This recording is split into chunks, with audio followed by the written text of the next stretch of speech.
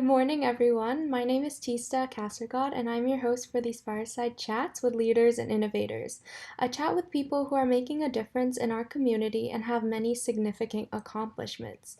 So, this is a conversation regarding the views of leaders in different occupations in our community. So, today we have a very special guest with us. Her name is Ms. Jasmine Burton. To our wonderful viewers, Jazz is a hybrid professional, social entrepreneur, and global health consultant, amongst many other various leadership titles. And she has served on the CDC's Vaccine Task Force for COVID-19 response as a health communication and design specialist. And she's also the co founder of Period Futures, founder and principal of The Hybrid Hype, which is a women owned global consulting firm, and founder and CEO of Wish for Wash, a social impact organization focusing on global sanitization. So, Jazz, thank you so much for joining me today over Zoom for a fireside chat. Yes, yeah. Thank you so much for having me. I really appreciate it. And I'm so glad to be here today. And I'm sure hearing about your accomplishments will inspire our listeners so much, and we will all benefit from your advice. So, I'd love to begin by discussing the three organizations you have founded. You've been CEO and founder of Wish for Wash, which is a social impact organization, as I mentioned earlier, that strives to bring innovation to sanitation through culturally specific design, research, and education. So, what first inspired you to lead such a cause? So yeah, just dive in. I mean, I know, yeah, when you talk about sanitation and starting a sanitation startup is not sort of a normal lane of work. Mhm. And for me, it really all sort of came together when I was in college. I studied product design at Georgia Tech, and I was in my freshman year, and I was learning about this concept called cradle to grave. Basically, you're designing products so that it can be decomposed naturally, so that once people are done using them, it really sort of can become this circular process, right? Mhm. Which is a good thing to learn about. But for me, that sort of opened my eyes to how a lot of times design is used as a tool to reinforce trend or as strictly aesthetics. But I sort of had this other lens where I was like, what if I found a way to use design in the impact space? So I was like really hungry and looking for an opportunity to utilize these skills in the impact space. And I went to the Georgia Tech Women's Leadership Conference again as a freshman. And I learned that nearly half the world doesn't have access to safely managed sanitation, and Mhm. how this reality Right. disproportionately impacts the livelihoods of women and girls in resource constrained communities around the world, right? And so Mhm. as a young woman in education who had the opportunity to be in college, like I was like, this is crazy. Like the fact that we have all these technologies in our world today, but people are, girls are not able to go to school because their schools don't have toilets. Like that is just mind blowing Right. still to me. Right. It is. And so that was my entry point into this work. Again, I was 18. I called my parents. I said, I am going to design toilets. And that was when I kind of became clear that this was the mission of my life's work to date. And fast forward a few years later, I had the opportunity to be a part of an interdisciplinary project at Georgia Tech. Mhm. Again, all female. So it was female engineers and designers. Amazing. Yeah, which was awesome. Wow. And yeah, we had the opportunity to design a toilet. And so it was really cool to sort of see that full circle moment. And then going from that concept in the classroom where you're researching, you're online, you're conducting interviews, you come up with a concept, you prototype a solution. And then we had the opportunity to bring it to real users and get real feedback. Which was amazing. And all of that was made possible because we were the first all-female team to win the Georgia Tech Inventure Prize competition, Wow. which was, it's the largest undergraduate invention competition in the United States. Again, that was the catalyst for what Wish for Wash is today. This really, human-centered design thinking Mhm. organization that's bringing innovation to sanitation with this gender equity, social inclusion lens, all to really sort of help the world see the need, and I think COVID has done a lot of that for us these days too, to showcase that there is so much need that we still have in the world today related to things like sanitation, water, hand washing, even period poverty. Like that's become a bigger conversation in mainstream media. It So yeah, that's a little bit about my story. That's amazing. And I love that it's an all women team because women tend to think about feedback and, these problems in the world. And so that's so amazing that you started it. And I also saw that you were on Georgia Tech's alumni magazine, 40 Under 40 honoree issue. You were featured on the cover, which is amazing. So congratulations. Oh, thank you. You're welcome. And then, as you mentioned, you graduated with the highest honors from Georgia Tech School of Design, and then you went on to speak on over 100 global stages and have been featured in over 45 media platforms, I believe, like CNN Money and Wired. So I think our viewers will be really curious to hear, how did you get into motivational and educational speaking? What inspired that?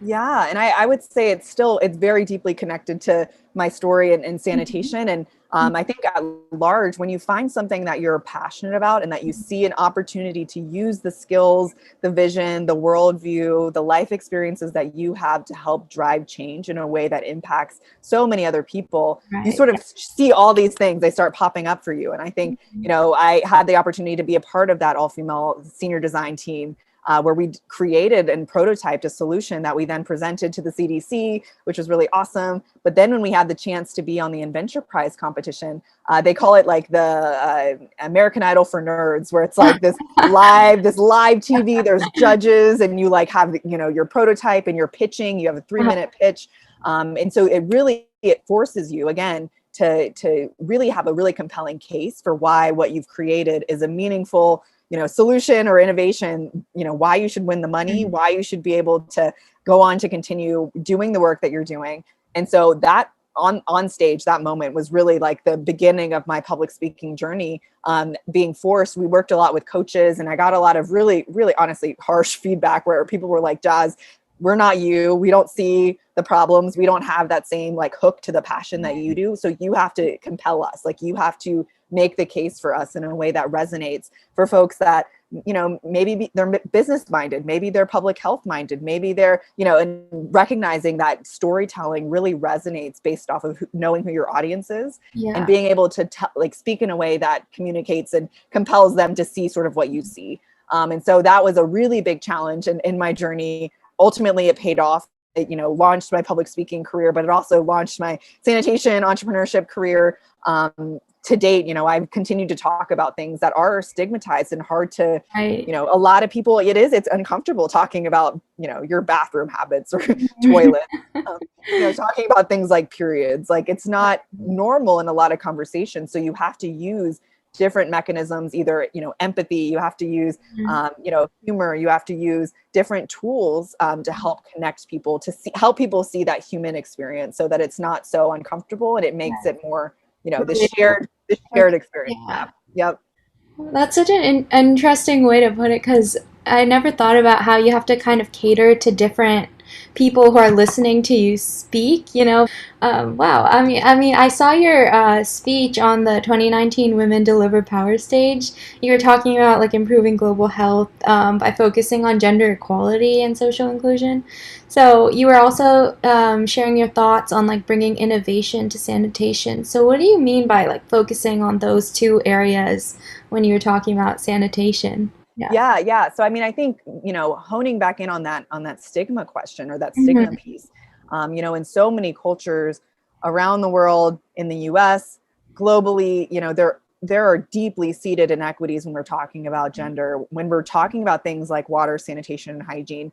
In a lot of cultures, there's norms around, people working in the household versus people working beyond the household, Right. whether that's educational barriers or whether that's just like the norms of society.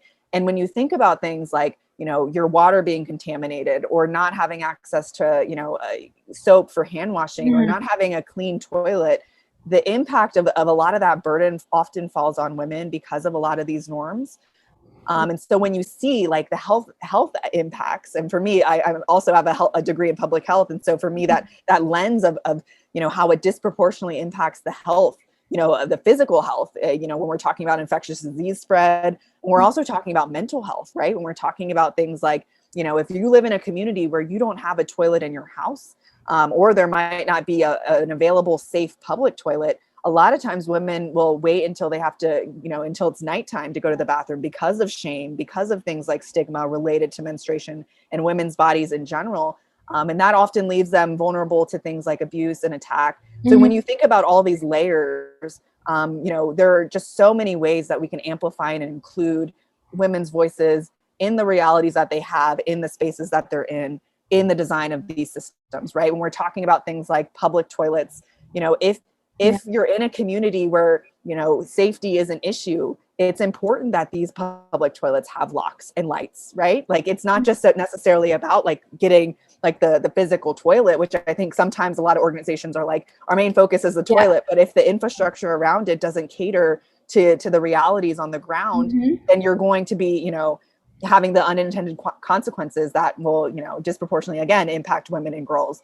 And there's so many other layers to that too when you're talking about social inclusion, when you're talking about people with disabilities, when you're talking about LGBT, when you're talking about all these different minority groups, when you're accessing things that are so basic human rights and human needs, like accessing water and sanitation. If you don't understand the constructs, the governance, the social norms around them in those cultures, Mhm. then you could have a negative outcome. And I think that that's part of what the design thinking lens does for a lot of our work in this space, that it helps us to say, hey, as people who make things, as designers and engineers, Mhm. it's cool that you can make stuff with all of that feedback, but you also need to include the policymakers, you need to include the educational folks, you need to include the business people, and you need to iterate and build with them. So it's not like you're creating in a vacuum. You have all of these lenses as a part of your work so that you're creating a truly sustainable solution. It's so interesting to think about how, you never really think how there are people who don't have access to toilets because we live in really a privileged country where, wherever you go, there are toilets, and, you never think about having to think, where do you poop? Right. So, I mean, I like that you focus on the gender equality lens because, yeah, it is true that there's a lot of countries with like patriarchal societies, where they don't think about what do women need, and the LGBTQ community, what do they need. Yes. And I mean, Yeah.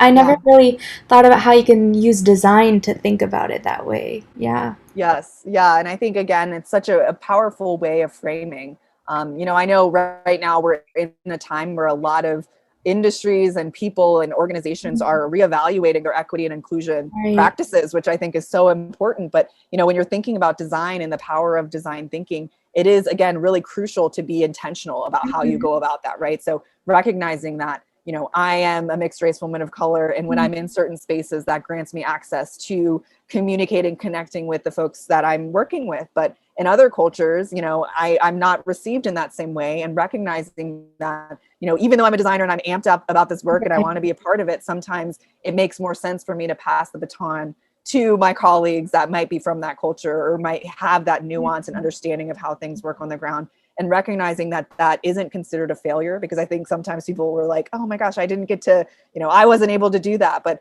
I think that's a practice of humility, Right. especially, as a person in STEM, if you're a maker, Mhm. recognizing that you and yourself and how you present in society and the privileges and power that you hold, it biases outcomes in some cases. And recognizing again that, like, in order for you to have the best outcomes that you can, sometimes you need to take a step back. And I think recognizing that in the design field has been a really, really great thing to see over the past few months. Think that where you're from, using your background to influence what you do. Like, I'm Indian, and so I kind of understand the like stigmas that are there in India about like periods. And so, like, on that note, you actually co-founded Period Futures, which is a playful project that seeks to spark curiosity and conversation about the future of periods. So on your website, you kind of spark this conversation through provocate, amplify, and incubate. So, how would you explain the importance of these core areas in like periods and talking about these stigmas and stereotypes that kind of influence us? Yeah. So I think Period Futures was such a cool initiative to found Mhm. in the middle of the pandemic. So I Yeah. co-founded it with two other female designers last year for Menstrual Health Day in May. And so basically the idea around it was, again, similar to what I was saying, like using the power of design thinking, human-centered design as a tool to open up mindsets and worldviews to, move the needle of change. So our three sort of lenses of incubate, advocate, or amplify, and provocate are really sort of our ways of working, right? So when we're talking about things like provocate, I think the word provocation sometimes has a negative connotation, but the idea around that is for us to showcase like the idea of what are ways that we can come out of this time, this really dark, heavy time in history, in a way that it, includes sustainable and inclusive period futures for all people who menstruate, right? And what does that look like in terms of technology, in terms of space, in terms of opportunity for businesses, right? I think when we're talking about the physical products that exist on the market today for periods, they exist, I've talked to a lot of mentors about this too, they exist primarily to absorb and collect. Those are the two main functions of period products. And again, when we're looking at other products on the market, we have hundreds of car designs and toothbrush designs, right? Because it's like you see that there's different nuanced needs and preferences. But when you see periods, you're like, oh, people want something that either collects or absorbs. And it's like, there's so much opportunity there to just think about what are other ways that we can manage menstruation based on our nuance, like cultural needs, preferences, our ability to pay, like, all of these things, right? And access, I think, is a big question too. Education is a big question. So the idea around the provocate lens is really just talking about, how might we as a society kind of work together to talk about what a world would look like to have an inclusive, sustainable period future? And a lot of the provocations, these are mostly illustrated concepts that we work with illustrators that are fantastic. And really the idea is to showcase that a lot of these opportunities to be more inclusive and sustainable are relatively within reach in terms of technology. Right. A lot of the barriers that are there are the social ones, right? It's the social ones about not talking about periods, like even period education, like the opportunity. Like I'm from Georgia, and a lot of the Southern norms around, talking and educating young folks around, their periods or around menstruation in general. Like in my opinion, it could be disrupted. It could be improved so that it feels like an exciting or potentially, generative opportunity rather than a scary, like negative, like embarrassing experience, right? Which I feel like is oftentimes the case. So a lot of it is really sort of provocating that norm and sort of showcasing that there's a lot of ways that we can all work together, whether you have a period or not, to do better for folks who have periods. And then again, sort of the amplify lens is to amplify through stories and through interviews, diverse period experiences. And that's, we've done a couple of pieces on, Black women in the space, and sort of recognizing, again, some of these intersectionalities around what it looks like to be a menstruator in the Black community, what, folks experiencing homelessness, what that looks like in terms of access, availability, the LGBTQ community, and like how there's so many different experiences when we're talking about periods, but the narrative that's pervasive around society is like the singular one, like this is what a period is. And it's like, there's so many different things that make a period. And so again, that's sort of our process, is showcasing through stories that there's opportunities in terms of human rights, dignity, health, but also business, right? To innovate and create, to do better and meet these needs that are underserved. I mean, I really love how you refer to folks with periods or people with periods. That's so inclusive, because a lot of times, people say women with periods or girls with periods, but really we should include the trans community, and, different people do experience periods. So I really like how you're so inclusive, even in just the way you talk. So that's really cool. On the note of like being inclusive, you are the founder of the Hybrid Hype, which is an all women owned global consulting firm, which is very, very inclusive. And you work with various impact organizations, I believe, like the CDC, Planned Parenthood Federation. So how do you explain, the importance of freelance work through a consulting firm? What does work look like in that line? Yeah, and I think for me, there's a number of pieces that come with that, and I think depending on sort of who you are and how you're moving through your work, there's always this question around, how much is my worth? How much do I, how much am I, going to be charging clients?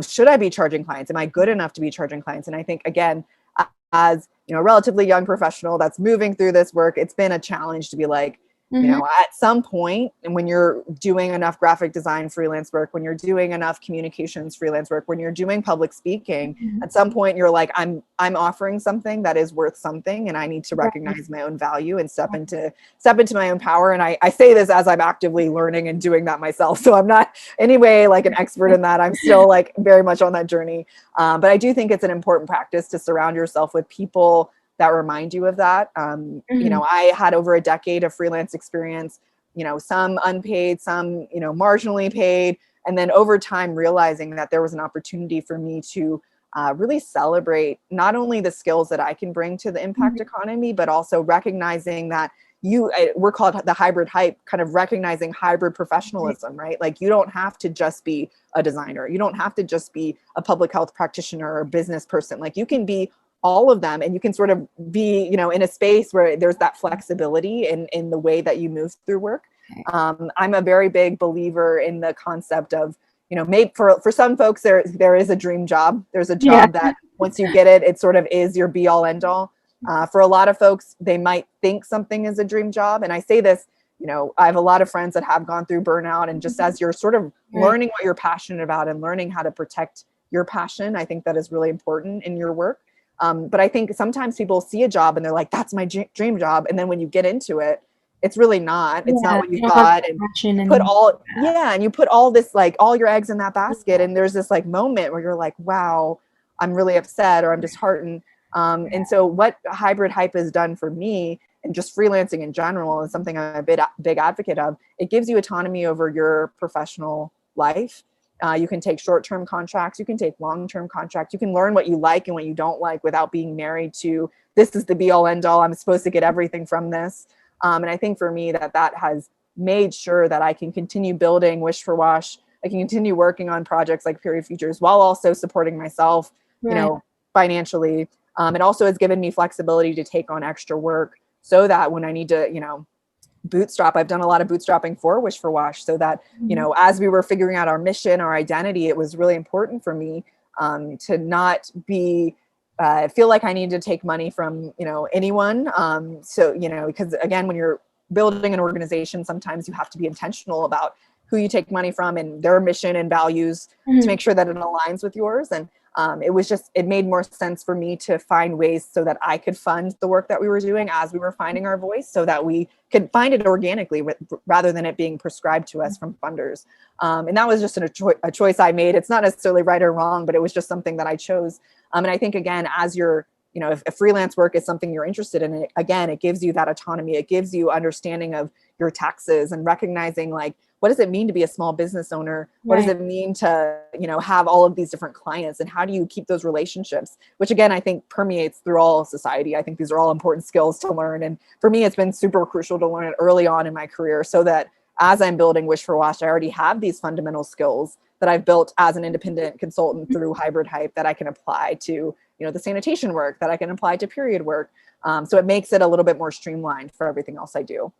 Well, I think that's definitely an amazing choice that you made, to have that kind of flexibility.